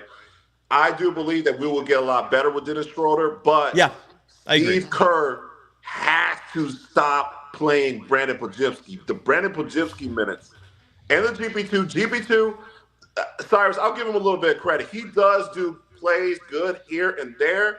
But overall, he does kill us, especially those three-pointers. I don't know why you keep letting him shoot those threes. Well, and it's not just that. Just to add to that, Derek, I hear a lot of rhetoric from a lot of Warriors fans, like Amar Singh, who love defending Steve Kerr, despite all the mistakes he makes. And one of the many criticisms I hear, especially when it comes to justification of certain players playing or not, I'll take Kuminga, for example, right? People like to bring up the fact that his three-point shooting is not good enough, even though my pushback almost always is it is good enough. It's around 31, 32% on the season. And again, if you're at 33%, that's the equivalent of 50% from two, but maybe just as important is the fact that you look at some of the all-time greats, right? You could make the argument that Michael Jordan, LeBron James, and Kobe Bryant are your three greatest players ever. And that could be a whole show and a whole debate. I'm just using this as an example here. Please don't quote me on that. I don't necessarily think Kobe's a top three player, but I have a hard time arguing against it as well if someone believes that. With that said, you look at those three who all play a position similar to Kuminga, and you look at their three-point percentage. I understand. I'm fully aware that Jordan played in a different era, but Kobe played at least partly in this era. LeBron's still playing in this era.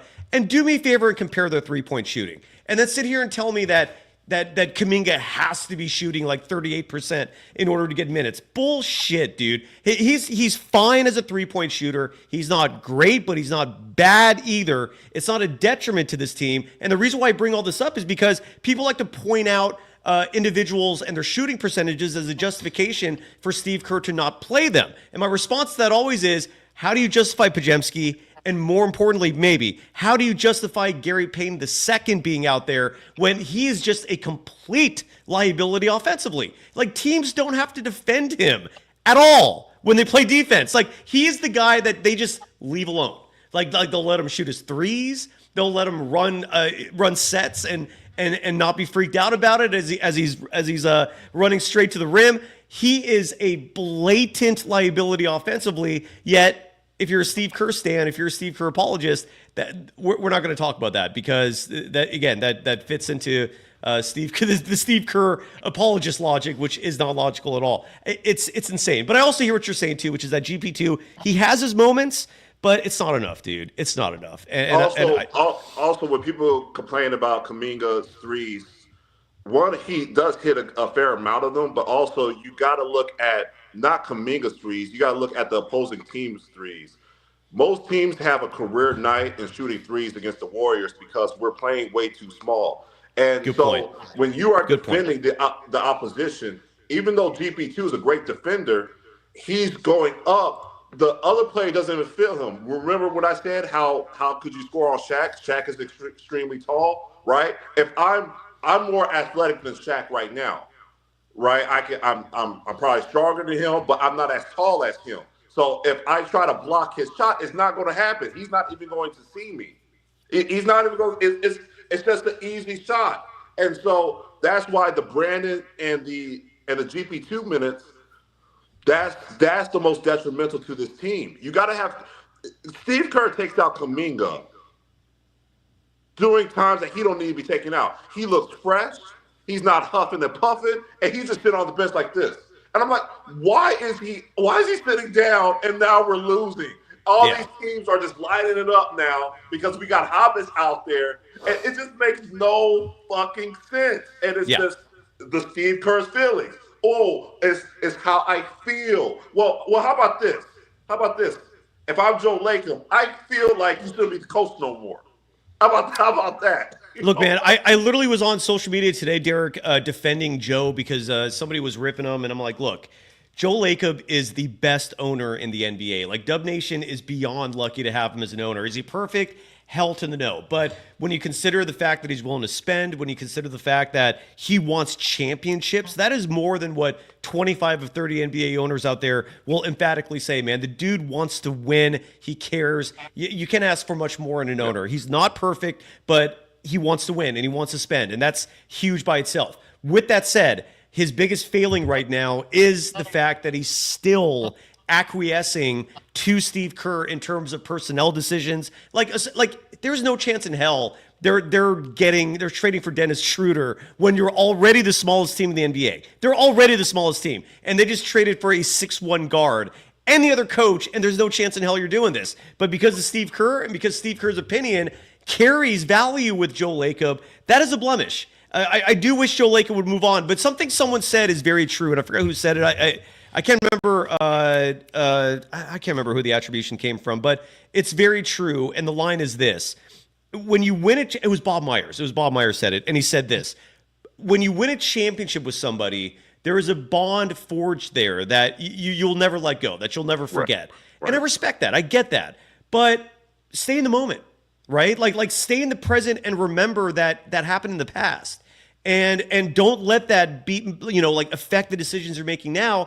And I feel like that's where Joe Lacob is still deferring to Steve Kerr. Like, he looks at Steve Kerr for some reason as a pivotal reason for the championships. He was important for the first one. I'll say that to the end. Mark Jackson built this whole thing in terms of the grit, the defensive oriented mentality. Each of these players taking it to a whole other level individually as players, like Steph, Klay, Dre. They all took another leap when Steve Kerr came on board. They were already fantastic players, but they weren't champions, right? So I'll always give Kerr credit for that first chip in terms of the influence, building the system, bringing Ron Adams in, who I think is missed on a day-to-day basis. But now, 10 years later, different story, man. It's a totally different story, and part of it is what people because everybody's shooting threes at such a high volume, big time, yeah. But it's also like someone, I forgot who said it, Derek, but someone brought up the fact that, like, in late game scenarios, for example, you don't want to be running splits. You don't want to run the same motion offense you've been running the entire game. That's where, like, maybe you start simplifying things and adding a pick and roll to your offense, right? Like the ISO ball, which no one here with any acumen pertaining to basketball is going to sit here and say ISO ball is something I subscribe to, even though Michael Jordan was a master at it, right? And won championships because of it. But it does have value in late game situations when you need huge buckets and when everything's tense and the pressure is high and shots aren't falling. Then it's good to simplify things. And I don't see that from the offense. We used to see it when Kevin Durant was on the team because he's so good that, like, Kerr would just kind of defer. And that was also a different era. Like, Steve Kerr was not meddling with the personnel back then like he is now. But as good as Kerr's system is, it's those late game scenarios. I forgot who that person was, but they made a great point. Simplify things. Keep it simple, stupid. KASS. And that does apply to the offense as well. And like you said, man, everyone's running the system now, and it's predictable. So make it unpredictable. Brother. I wouldn't be surprised if Steve Kerr puts out GP2, Brandon Podziemski, Dennis Schroder, Steph Curry, and Draymond Green all out on the floor. I'm not surprised either. I've been warning people about that. That's why the Dennis Schroder trade does not excite me, because I'm deathly afraid of Steve Kerr going with 4 guards now. Like, it's that's how absurd he is, dude. And AJ Tiras in the chat, you're absolutely correct. A year ago, the Warriors could have easily traded for Daniel Gafford. The Wizards were practically willing to give him away, but because he's a center, God forbid the Warriors get a center. The Warriors had no interest, and so here we are now. Anyways, Derek, I hope you have a great night. See, Exo Wonder, come on the show. See, this is somebody who needs to come on the show right now. I'll put the link in the chat one more time. In case people wonder, she loves to argue with me on Twitter in the chat and continually claims that Jonathan Kuminga's a 4. PJ Washington is a 4. Julius Randle is a 4. Jonathan Kuminga is not a 4. So get your ass on the show right now and articulate your thoughts in front of an audience with me so we can have a conversation. Derek, any final thoughts before we slowly start to wrap it up? I am excited about Dennis coming. I think we will improve, but we have to get bigger. We got to play Jonathan Kuminga more. This was the night that we should have seen Kyle Anderson come in. When you go up against big teams, you can't fight them with smaller lineups. You have to go big with them. This is common sense, but in Steve Kerr's world, common sense is backwards in a world where we're trying to move forward. Great. Beautifully said. I hope to see you soon, Derek, all right? Yeah. Have a great night, brother. Have a great night, man. And that is our bodybuilding friend from Vegas, Derek Simmons Jr. Derek, next time you come on, promote your social media handles. We got him, man. Let's try to blast it. Let's try to get you some attention as we start to wrap it up. I want to see if there's any more sound that has come down the pipe. And I also want to give some love to some of the Warriors players that did play well tonight. Not a lot of sound, unfortunately, coming down in terms of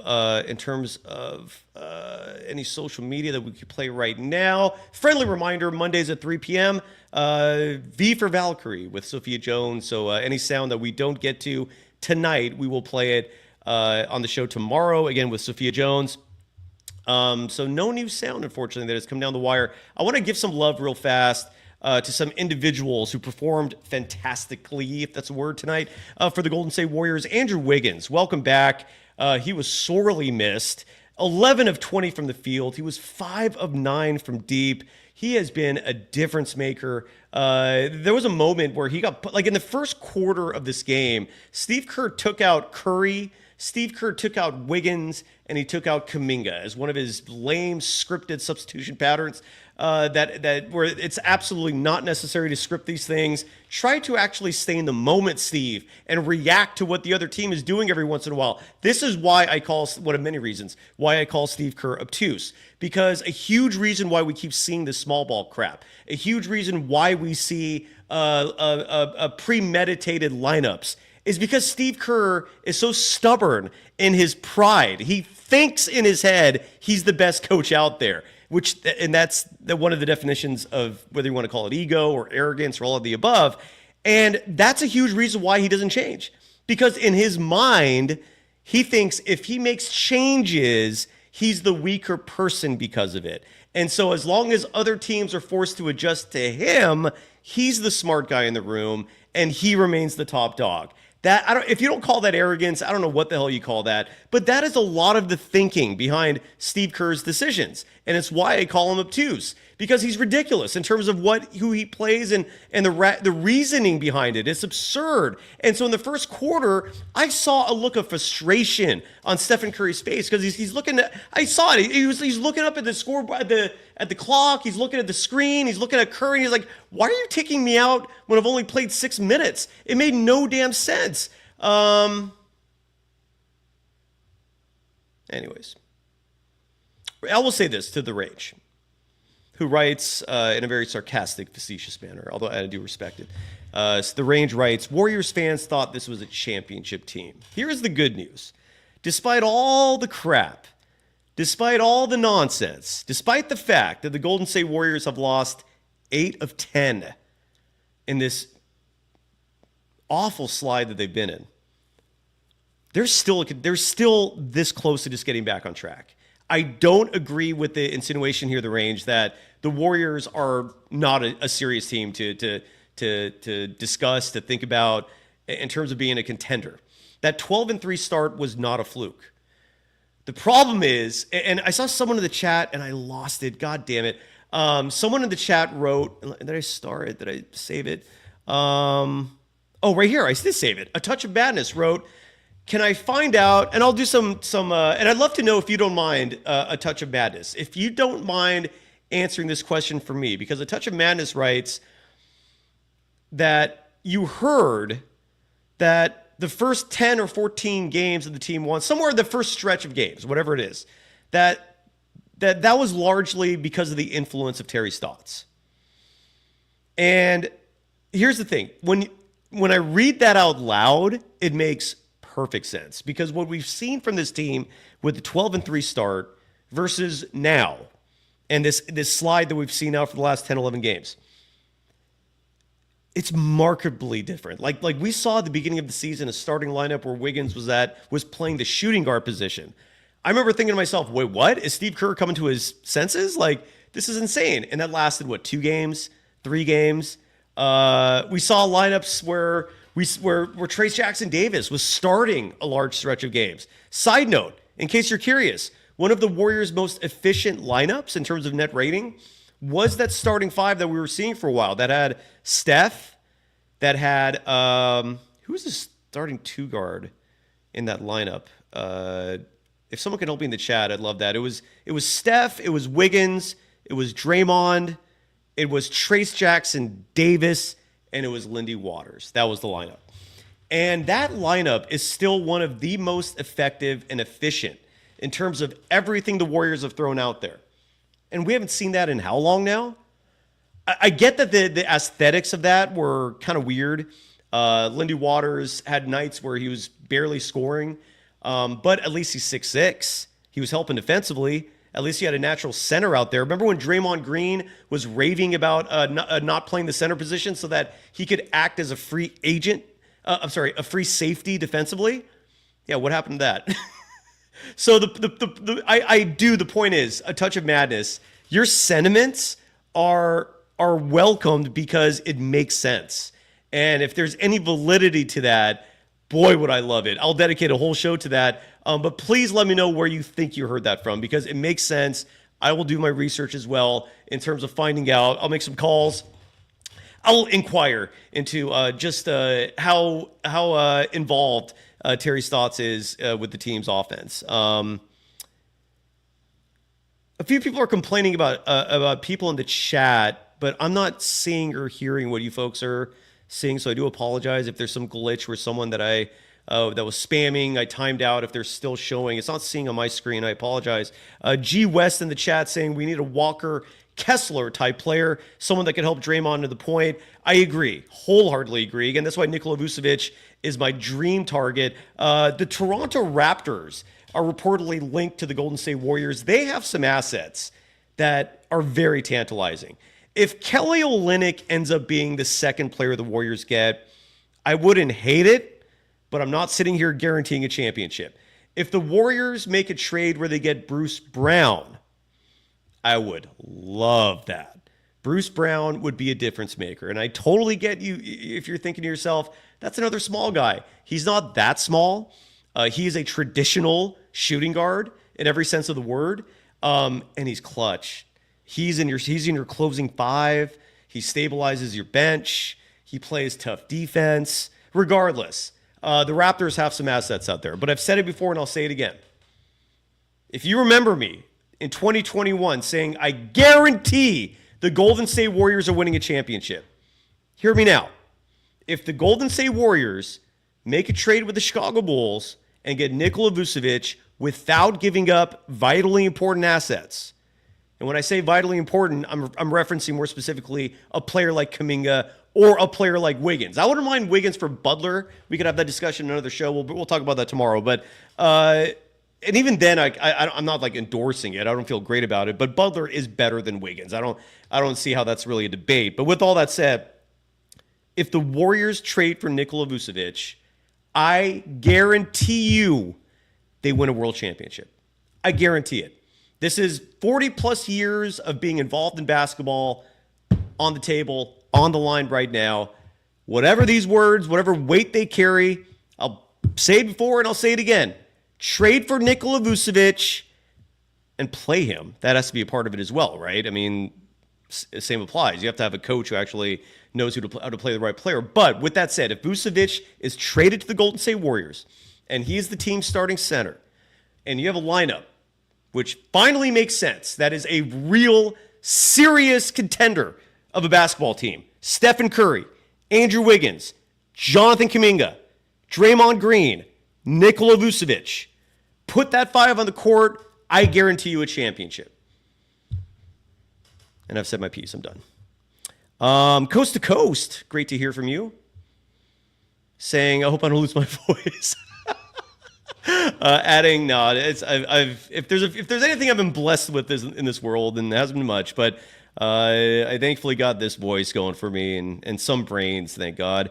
That seem to work well with basketball, not so much with a lot of other aspects in life. But Coast to Coast saying, you've told me before, I believe you, that Steve Kerr acts like he's too smart, that all of us a Kyle Shanahan mentality, and again, goes back to the word obtuse. Draymond, that's Steve Kerr for you. Exo Wonder, I missed you. I thought you were going to join me tonight. Let's wrap up with the NBA scoreboard, and we'll be back at this tomorrow at 3 p.m. Pacific time. Oh, I never got a chance to give some shout-outs to some of the players of the Warriors that played a great basketball tonight. I started talking about Andrew Wiggins, 29 points in this game in the loss, 4 assists, 3 rebounds. Jonathan Kuminga, I thought, had an excellent basketball game. Definitely shut up a lot of his haters tonight, especially the folks out there who ignorantly think that Cam Johnson is a better player. No, he's not. Cam Johnson's pushing 30. Cam Johnson can't even score 19 points a game for an average to mid Brooklyn Nets team playing in the Eastern Conference. It's a hell of a lot easier, ask Ty Jerome, to score points and make something happen in the Eastern Conference. Ask Jordan Poole as well. My point is, I don't even know what my point is anymore. I'm just so frustrated. I'm just so irate. Anyways, going back to the scoreboard, what was my point? I had a point there, and I just got lost in myself. I promise you I'm sober. Anyways, Jonathan Kuminga. Oh, yeah. Cam Johnson. Cam Johnson is not a better player than Jonathan Kuminga. Please stop with that rhetoric. For those of you out there who actually believe that, you can thrive in the Eastern Conference and be an average player. Cam Johnson would be awesome on the Golden State Warriors, largely because they need a player like him, tall, stretches the floor, not a traditional center, but with this team, you'll take what you can get. But he's not better than Jonathan Kuminga. I mean, Kuminga's 7 years younger. Kuminga's already putting up the same numbers, at least offensively, and his ceiling, who knows where that is? We have no idea. Cam Johnson, you have a pretty good idea at this point in his career who he is. Anyways, Kuminga tonight was fantastic. Did not play 30 minutes, finished with 29 minutes, 42 seconds. And again, why, right? Inexplicable. 9 of 15 from the field, 2 of 3 from deep. I thought his first half offensive playmaking was fantastic. 4 assists in the first half, 2 of those coming on back-to-back Buddy Hield threes. Great night for him, unfortunately, in the loss. And if you watch the game, his defense on Kyrie Irving, he tried. It's just, what can you do? Stephen Curry, we talked about real fast, but just to double up, 26 points on the night for him. He also added 10 assists, 7 of 13 shooting from deep in the rematch with his former Splash Brother teammate Klay Thompson. But again, not enough. Draymond Green off the bench, 21 points, 7 rebounds, 4 assists. But the stat that's most notable for Mr. Green, 5 of 9 shooting from deep. He was also a perfect 4 of 4 from the free throw line. Kuminga, interestingly enough, that's been the one stain on his resume this year, the free throw shooting. He did not have a single trip to the line. The Golden State Warriors only had 11 free throw attempts in this game versus 25 for the Dallas Mavericks. But Draymond, 5 of 9 shooting from deep. 5 of 9. There were moments where he was single-handedly the only reason why the Warriors were still in this game. We talked about Brandon Podziemski. I mean, I don't know why he's not going to Santa Cruz. I mean, we've seen it happen with other 2-year players. Why not Trace Jackson? I mean, why not Brandon Podziemski? 3 points in this game in 15 minutes. Trace Jackson Davis, 5 points in this game, 6 rebounds. And again, his regression, that's a whole other storyline. I thought Lindy Waters, I want to finish on that note with player stats. He had a great game. 21 minutes of play, 21 minutes, 27 seconds. More specifically, he was 4 of 7 shooting from deep. Kept the Warriors in this game, finished with 12 points on the night, led the Warriors in net rating with a plus 13. The Golden State Warriors lost the points in the paint battle tonight, 46-44. And they lost the fast break points battle, 22-16. Anything else in the chat as we start to wrap it up? Blimey Maynard in the chat saying, when will you bring on awful coaching? Is he available? I don't even know who that is. Somebody emailed me one time and they're like, dude, you got to check this clip out. And it's just this guy, awful coaching. At least that's his YouTube handle, just blasting Steve Kerr. It was comedy. And then last but not least, the NBA scoreboard to wrap it up. On a night where the Warriors lose and fall to 14-10, the LA Lakers avoid blowing what was a huge lead to the Memphis Grizzlies in LeBron James's first game back. Final score there, 116-110. The game played at Crypto. Anthony Davis, my lord, 40 points, 16 rebounds in the win. Jaren Jackson Jr., 25 points in the loss. Those are your top performers, courtesy of ESPN, where I'm reading these scores from. The Phoenix Suns defeated the Portland Trailblazers tonight at home, 116-109. Devin Booker, 28 points in the win. Anthony Simons, who's now being listed in a lot of trade talk. A little surprising. He's young. I guess the Trailblazers are giving up on him. He had 20 points in the loss for Portland. The Minnesota Timberwolves took care of business down in San Antonio, 106-92. Anthony Edwards, 26 points in the win. Victor Wembanyama, 20 points, 12 rebounds, 7 blocks in the loss. I forgot to mention records real fast. The Lakers improved to 14-12. The Grizzlies dropped to 18-9 with that loss. Phoenix improves to 14-11. Portland drops to 8-18. And then the Minnesota Timberwolves are now 14-11 on the year. The San Antonio Spurs drop to a 500 record at 13-13. The New York Knicks 100-91 winners tonight over the Orlando Magic in Orlando. That's an Eastern Conference heavyweight bout. Karl Anthony Towns, fascinating stat line, folks. 22 points, 22 rebounds. Would be nice if the Warriors had somebody like that. Orlando Magic in the loss. Mo Wagner, 32 points and 6 rebounds in the loss there. Moving on. Sorry, I lost my scores. Here we go. The Boston Celtics continuing a torrid start to the season in their title defense. 112-98 winners over the Washington Wizards. Jason Tatum, 28 points, 12 rebounds in the win. Champagny, 13 points, 14 rebounds, 3 steals in the loss for the Wizards. The Celtics improved to 21-5. The Wizards dropped to 3-21. Previous game, I forgot to mention records. New York Knicks are now 16-10. The Orlando Magic dropping to 17-11. And the final score of the evening, the Indiana Pacers, 119-104 winners tonight over the New Orleans Pelicans. Tyrese Halliburton, 21 points, 10 assists, 3 steals. I'm sorry, I had a hard time getting that out in the win. The New Orleans Pelicans were led by DeJounte Murray, who's back from that broken, I think, wrist or thumb or hand or something there. Good to see him back.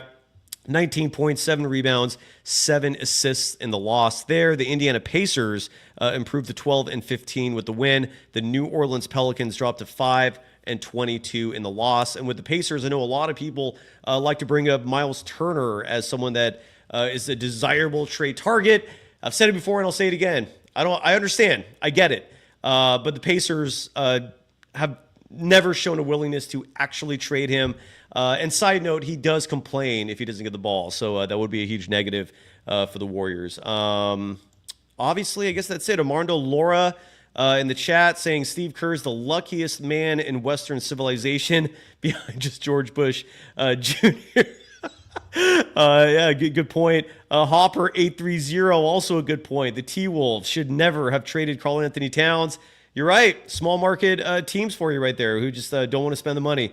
Touch of Madness saying that Brandon Podziemski will won't go to Santa Cruz because it'll be a slap to Kerr's ego because of the Lowry Markkanen trade not happening. And again, we don't know the full details of that, but if the reports are true that the Warriors turned down Lowry Markkanen because of Brandon Podziemski, that's rough. That's rough. Armando Laura also bringing up a great point, saying that I need to make a sign with Kerr's face and jobs are on the line, quote. And the reason why I think this is a great point, first of all, I mean, the suggestion is funny, but the fans, I heard the fans at Chase Center tonight screaming, ref, you suck. I think that's what they were saying. And that was the first time, and I swear to God, this entire season where it was notable to me that I heard the Chase Center crowd.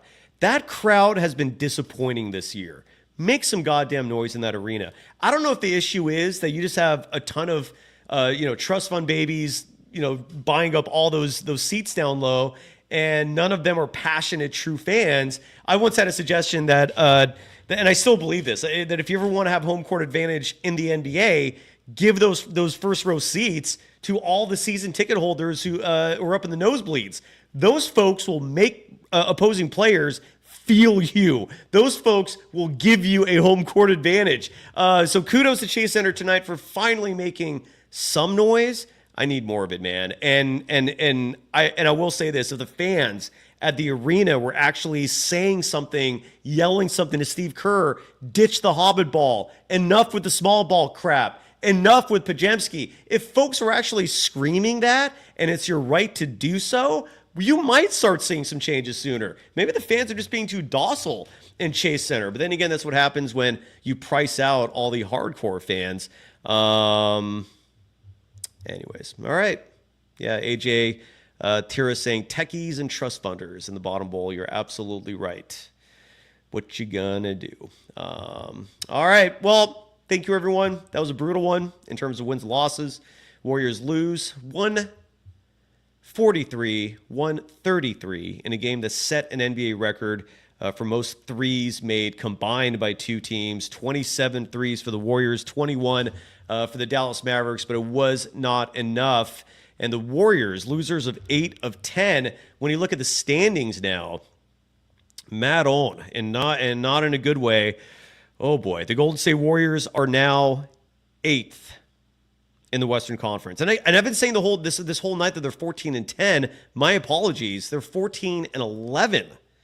Jesus. So the Golden State Warriors would not make the playoffs if the season ended today. They would be a play-in team. Oh my God, I didn't look at the standings until just now. This is embarrassing. So.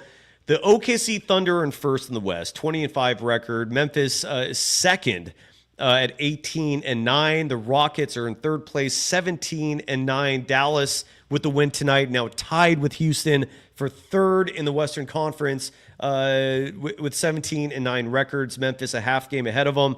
The Denver Nuggets have climbed to fifth in the Western Conference at 18-10. The Phoenix Suns, the Minnesota Timberwolves, and the Golden State Warriors are all at 14-11. I imagine because of tiebreaker that the Warriors are listed, at least on ESPN standings, 8th in the West. The LA Clippers, half game behind the Warriors at 14-12. Same with the LA Lakers. And those are your top 10 teams. The San Antonio Spurs and the Warriors' little brothers, the Sacramento Kings, are both a game behind the Lakers for that final play-in spot. They're both 13-13. And then beyond that, you have your capture the flag candidates, Portland Trailblazers, Utah Jazz, and New Orleans Pelicans. So there you go. The standings are depressing.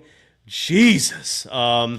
Armando Lara bringing some positivity, saying that the team Mike Dunleavy, according to Armando, and actually I don't know if I've ever seen this, but Armando Lara in the chat saying a Golden Dazer side note that the January 1st will be a team evaluation, and that changes could come after that. And Nick the Greek, I sadly agree with you that this is ultimately a coaching problem. Yeah, I've said this before and I'll say it again. I do think this team will be better off if they had Terry Stotts take over as head coach, or even Jerry Stackhouse. I mean, either one. Just bring someone who has some goddamn common sense. Apparently that's asking for too much in this world. What are you going to do? I do thank all of you. And I do appreciate us going through this together. It's brutal. It's torturous. It's not fun, that's for sure. But I at least, misery loves company is the old adage. And at least we got each other. So Armando Lara adding that the 30-game mark is when Mike Dunleavy said there would be an evaluation. Andres Milan in the chat saying the 30-game mark as well. So there we go. All right. And Touch of Madness, you're absolutely right. Mike Dunleavy Jr. Shams Charania, I apologize, has reported twice that the Golden State Warriors are carefully monitoring the relationship between Jonathan Kuminga and Steve Kerr. I hope Kuminga wins, if there is, in fact, a choice made there. Thank you, everyone, one more time. And we'll be back at this tomorrow at 3 p.m. Sophia Jones, the talented, the charming. She's awesome. We'll see you tomorrow, folks. Thank you, everyone, again. Bye-bye.